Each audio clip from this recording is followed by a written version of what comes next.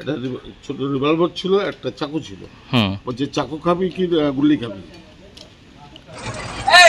গাড়ি বন্ধ করবি না গুলি খাবি? কি বলছিস? আঙ্কির ছেলেকে মারতেই হবে। একে মার।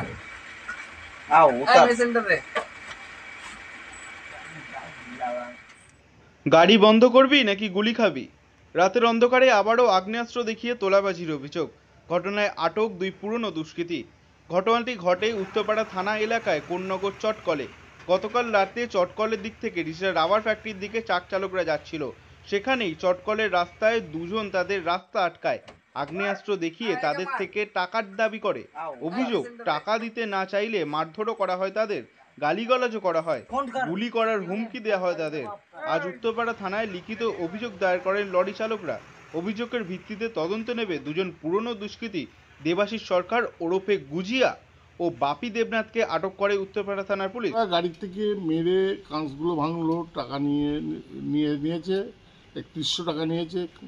তারপরে আমার লোকটাকে মেরে একদম প্রচুর মার মেরেছে। কোথায় হয়েছে এটা? এটা ওই জায়গাটার নাম চটকলের ওই জায়গাটায় স্কুল আছে, স্কুলের ওইখানে। আপনারা কি করেন? আমি ড্রাইভার। কি করছেন, মানে কি কারণে এখানে আসছিলেন? মানে লোড করতে যাচ্ছিলাম বাচ্চার প্যান্ট। মাল নিয়ে আসছিলেন? না, খালি গাড়ি লোড করতে যাচ্ছিলাম বাচ্চার। আর কারা ধরেছিল আপনাকে? এটা রাস্তা যারা দেখতে ছিলি না, রাস্তায় ধরে এভাবে মারধর করে গাড়ির দুটো কাঁচ ভাঙে, দুটো হেডলাইট ভেঙে 3100 টাকা নিয়ে নেয়। আর তারা কি কোনো আগ্নেয়াস্ত্র নিয়েছিলেন? একজনের হাতে মোটরসাইকেলের একটা ছোট রিভলভার ছিল, একটা চাকু ছিল। বলছে চাকু খাবি কি গুলি খাবি? আচ্ছা।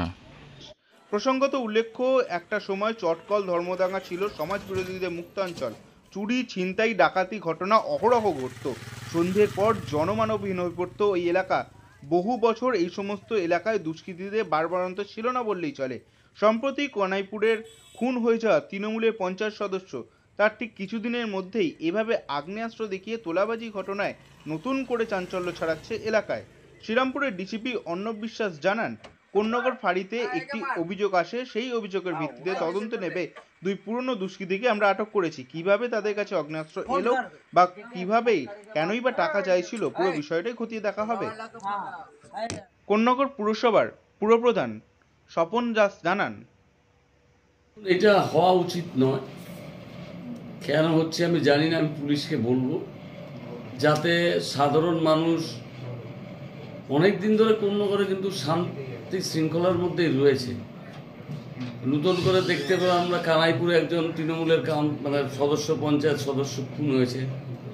আবার আজকে আপনারা অভিযোগটা যা করছেন, যদি এই ধরনের সত্যি ঘটে থাকে তাহলে পুলিশকে বলবো যে মানুষের মনের মধ্যে আস্থা যদি ফিরিয়ে না আনা যায়, যেটা এতদিন ছিল এখানে, আবার যদি এই ধরনের পরিস্থিতির সৃষ্টি হয় তাহলে সেটা খুব দুঃখজনক। পুলিশকে বলবো যে আপনারা এগুলির কোনো রং না দেখে, কোনো কিছুর বিচার না করে, যারা দুষ্কৃতী তাদের একটাই পরিচয়, তারা দুষ্কৃতী। তাদের কোনো রং নেই, তাদের কোনো দল নেই, তাদের কোনো কিচ্ছু নেই।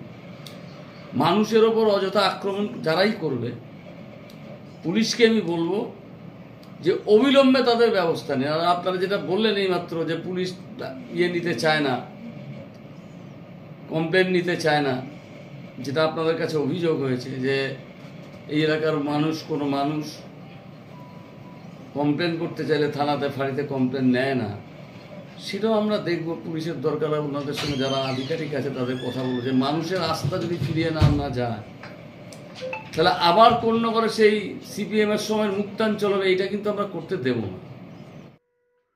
ট্রাক চালকরা জানান, हम ये चाहते हैं ये प्रशासन इनकी बढ़िया करे, धुलाई करे, जो पैसा लूट रहे हैं उनके लिए बढ़िया करो। आप ऐसा करो कि किसी ड्राइवर भाई को तंग ना हो ड्राइवर भाई। क्यों आप देख रहे हो, हम 2-2 हज़ार किलोमीटर चलते हैं, हमारे साथ भी हो सकता है।